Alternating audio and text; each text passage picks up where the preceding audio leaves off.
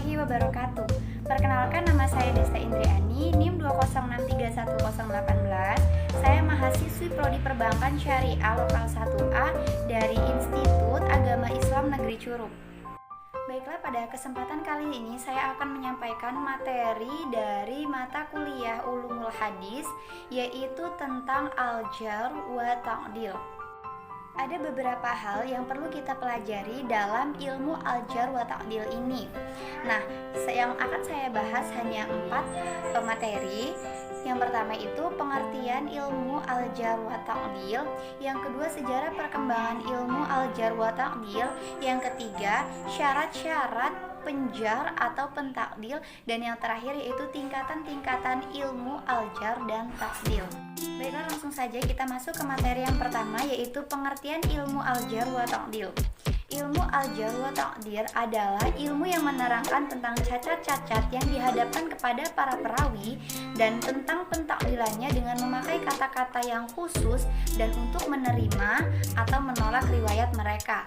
Al-Jar sendiri secara bahasa di sini merupakan luka, celah atau cacat. Jadi dapat kita simpulkan Al-Jar secara bahasa merupakan isi masdar yang berarti luka, mengalirkan darah atau sesuatu yang dapat menggugurkan keadalan seseorang. Adapun di sini at-ta'dil yang secara bahasa berarti at-taswiyah atau menyamakan, dan secara istilah yakni lawan dari al-jar yang berarti membersihkan atau pensucian perawi. Baiklah, kita lanjut ke materi yang kedua, yaitu sejarah perkembangan ilmu Al-Jar wa Ta'dil. Jadi ilmu ini tumbuh bersamaan dengan tumbuhnya periwayatan dalam Islam, karena untuk mengetahui hadis-hadis yang sahih perlu mengetahui keadaan rawinya, secara yang memungkinkan ahli ilmu menetapkan kebenaran rawi atau kedustaannya, hingga dapatlah membedakan antara yang diterima dengan yang ditolak. Awal mula pertumbuhan ilmu ini adalah seperti yang dinukil oleh Nabi Shallallahu Alaihi Wasallam, sebagaimana yang telah disebutkan tadi. Lalu menjadi banyak dari para sahabat, tabi'in, dan orang setelah mereka, karena takut terjadi seperti apa yang diperingatkan oleh Rasulullah Shallallahu Alaihi Wasallam. Al-Jar dan At-Ta'dil dalam ilmu hadis menjadi berkembang di kalangan sahabat, tabi'in, dan para ulama setelahnya hingga saat ini karena takut pada apa yang diperingatkan oleh Rasulullah Shallallahu Alaihi Wasallam, yakni akan ada pada umatku yang terakhir nanti orang-orang yang menceritakan hadis kepada kalian apa yang belum pernah kalian dan bapak-bapak kalian mendengar sebelumnya. Maka waspadalah terhadap mereka dan waspadailah mereka. Hadis riwayat Muslim. Diketahuinya hadis-hadis yang sahih dan lemah hanyalah dengan penelitian para ulama yang berpengalaman, yang dikaruniai oleh Allah kemampuan yang untuk mengenali keadaan para perawi tersebut. Penyampaian hadis dan periwayatannya itu adalah sama dengan penyampaian untuk agama. Oleh karenanya, kewajiban syar'i menuntut akan pentingnya meneliti keadaan para perawi. Baiklah, kita masuk ke pembahasan yang ketiga, yaitu syarat-syarat penjar atau pentakdil. Yang pertama yaitu berilmu pengetahuan atau pentakdil tentunya harus memiliki ilmu pengetahuan yang cukup luas. Yang kedua yaitu wara' atau orang yang selalu menjauhi perbuatan-perbuatan maksiat, syubhat, dosa kecil, dan makruhat. Yang ketiga yaitu takwa. Bagi orang yang mentajrih atau mentakdilkan harus dalam keadaan takut kepada Allah Subhanahu wa taala, karena hal ini akan sangat berdampak negatif jika seorang penjar atau pentakdil tidak meyakini eksistensi Sang Maha Pencipta. Yang keempat yaitu jujur. Seorang penjar atau pentakdil harus memiliki sifat jujur, baik dalam tindakan maupun dalam perkataan. Selalu berkata apa adanya dan tidak hanya mementingkan dirinya sendiri. Yang kelima yaitu mengetahui sebab-sebab untuk mentakdilkan dan menjarhkan. Tentunya seorang penjar dan pentakdil harus mengetahui sebab-sebab mereka mentakdilkan dan menjarhkan.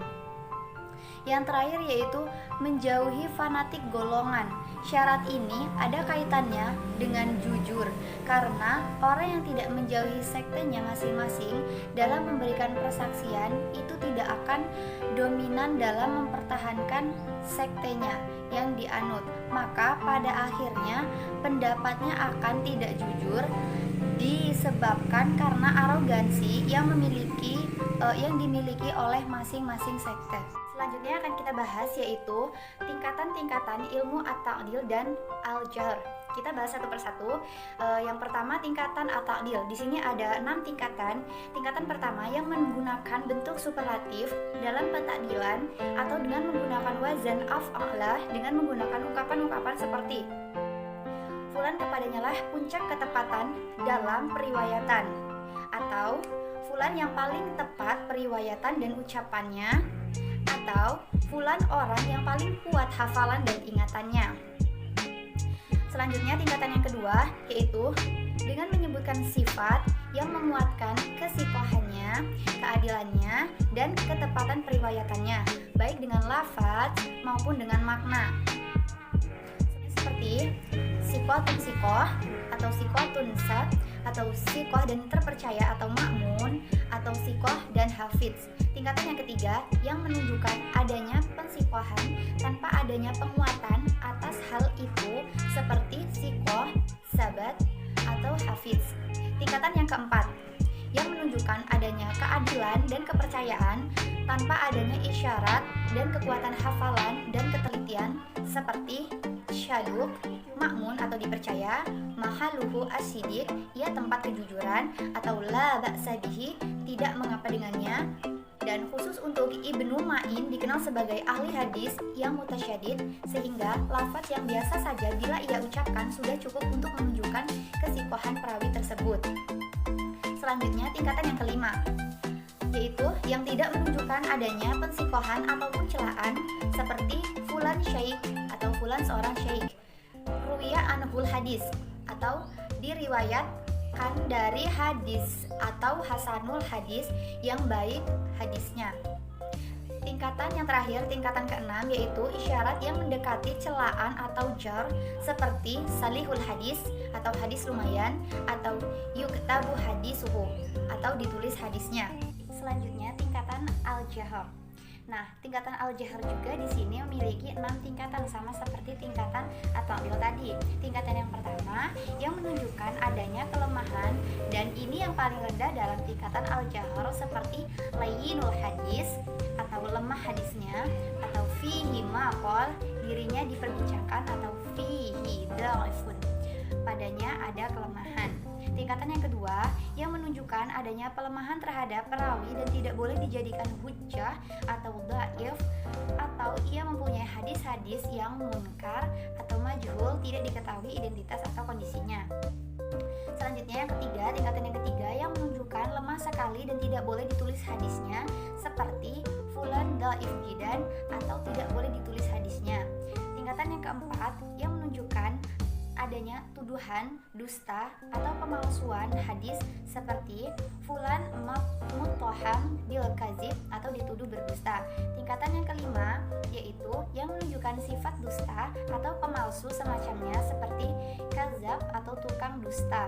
Tingkatan yang terakhir, tingkatan keenam yang menunjukkan adanya dusta yang berlebihan, dan ini seburuk-buruknya tingkatan seperti fulan orang yang paling berbohong atau ia adalah puncak dalam kebohongan.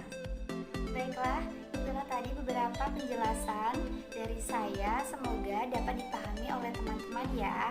Mohon maaf apabila terdapat kesalahan kata atau penyampaian yang saya ucapkan atau tindakan yang kurang berkenan. Saya mohon maaf. Saya akhiri. Wassalamualaikum warahmatullahi wabarakatuh.